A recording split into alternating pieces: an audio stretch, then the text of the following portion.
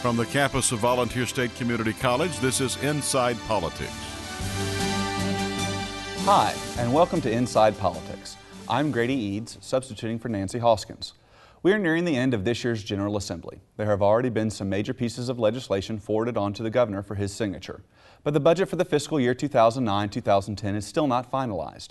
Joining us today to give us an update on what's happening in the state legislature is State Representative Debra Maggart of the 45th District. Thanks for joining us today. Sure, thank you for inviting me. Well, one of the things that I would like to start with today is an abortion bill. Okay, a bill sponsored by Senator Diane Black that would change the Tennessee Constitution concerning abortion rights was recently passed by the full Senate. It's my understanding that you are sponsoring the House version of this. I am. It's known as SJR 127, Senate Joint Resolution 127, and I am the House sponsor. I got it out of Budget Subcommittee yesterday. Next week it'll be in full finance, and then it goes on to calendar and rules and then to the floor. And there's a lot of misconceptions about what we are trying to do with this constitutional amendment. We cannot outlaw abortion. That is not what this constitutional amendment will do. All this does, it brings us back to the position of neutral in our state constitution regarding abortion. That's it. It will allow the legislature to regulate abortion in Tennessee. What happened a couple of years ago, well, in 1999, not a couple of years ago, it's been a while now, but what happened, Planned Parenthood sued the state of Tennessee, and they were successful in getting regulations about abortion that the legislature had put in place struck down. So informed consent has been struck down, where you tell the woman what's going to happen. Right now, for any surgery that you go and have performed, you have informed consent, but not in Tennessee when it regards abortion because of that regulation being struck down.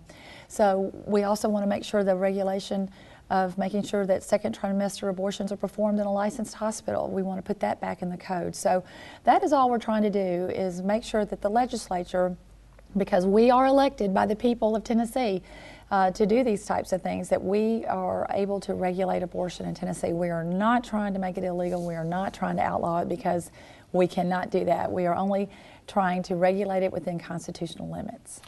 What's the progress of the bill for this particular session? How far along are you? Well, as I said, I got it out of Budget Sub yesterday, and next week it'll be in full finance, then it'll go to calendar and rules, and then it'll be on the floor. Okay. And as a constitutional amendment, it's got a while to go before it does, yes. Right now it just has to get the majority, and so it has to be run again in the next General Assembly, and it has to receive a 2/3 majority before it can go before the people of Tennessee to allow them to have the say, because that is what their right is, how anything is regulated in this state through their representatives and their senators. So how long are we looking at? 2014 maybe before it's yes, actually on the ballot? That'll be when it will be on the ballot, correct. Very good. Well, let's switch gears, if you'll excuse the poor metaphor, to driving while texting. Okay. There's been a lot of talk lately, a lot of press on some recent legislation that of a bill that will ban driving and texting at the same time. How will this be enforced?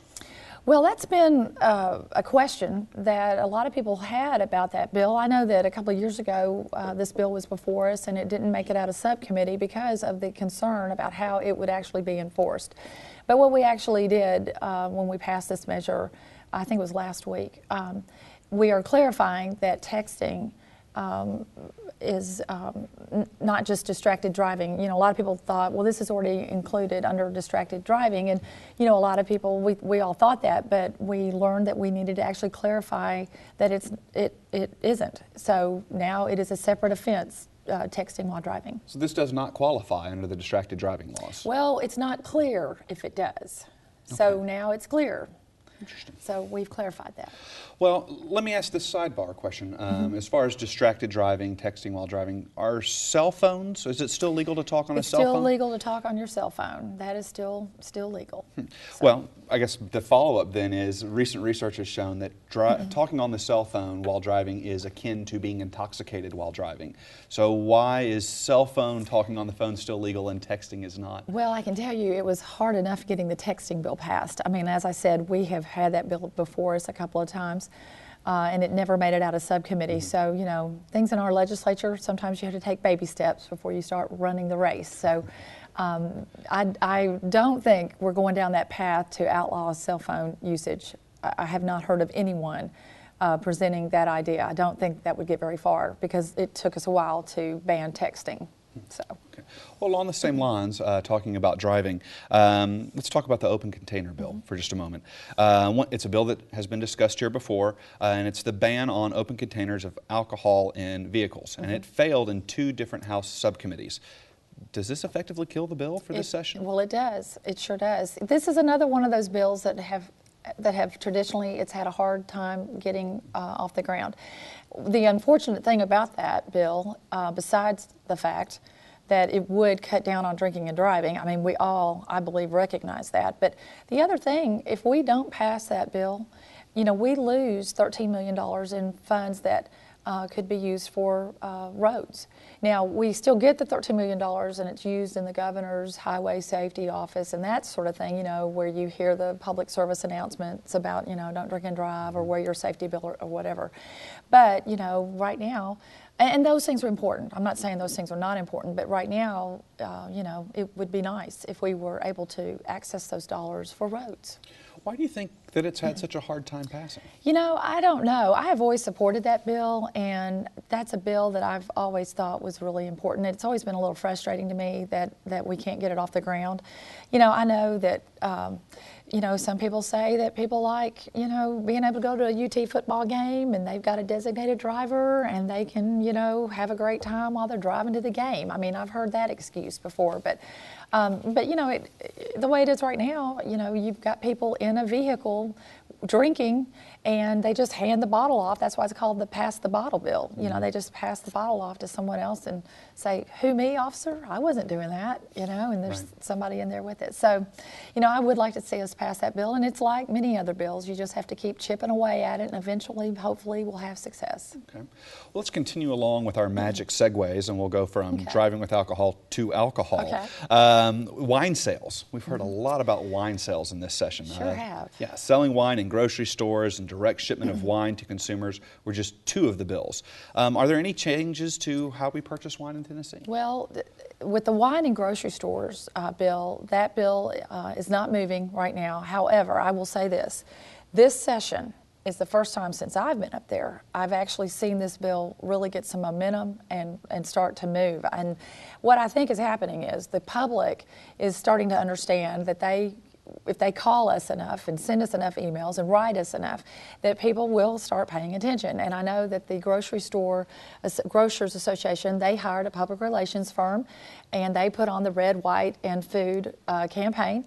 And they were very successful, I think, as far as a public relations maneuver, getting people's attention.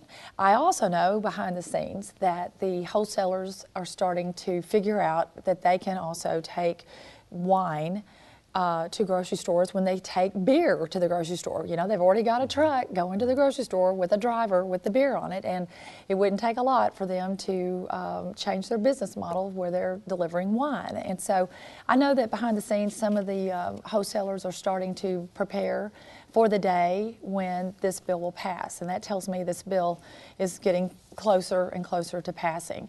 I hear so much about this bill. I think this is one of the most one of the bills that I hear more about from my constituents, really, and especially this year because there was a concentrated effort. The grocery store folks hired a public relations firm, and they started last year working on it, and they did a great job, I think, getting the word out about getting wine in grocery stores. So I think it's going to happen. I thought it was going to come close this time, but when I started hearing the distributors, the wholesalers talking about preparing for this day, that tells me it's going to be here soon. All right, very good. Well, along those lines, let's talk about alcohol and guns for a few minutes. Okay. The Senate recently approved their version of a bill to grant the right to carry guns into places that serve alcohol. But the House rejected that version of the bill by 1 vote, and I believe it was this morning that it went to committee. It did. Today we voted to send it to a conference committee because the Senate sponsors and, well, I shouldn't say the Senate sponsors, the House sponsors are not in agreement with the Senate version of the bill. The Senate version strips off all of the provisions about what time the curfew is. You can't have a gun in a restaurant that serves alcohol after 11 o'clock. and the type of establishment that you can have it in. So the House sponsors appear that they want to keep those stipulations that we put on it on. So it's going to go to conference now to be determined in that committee, and that a committee was appointed today to try to hash it out about that bill.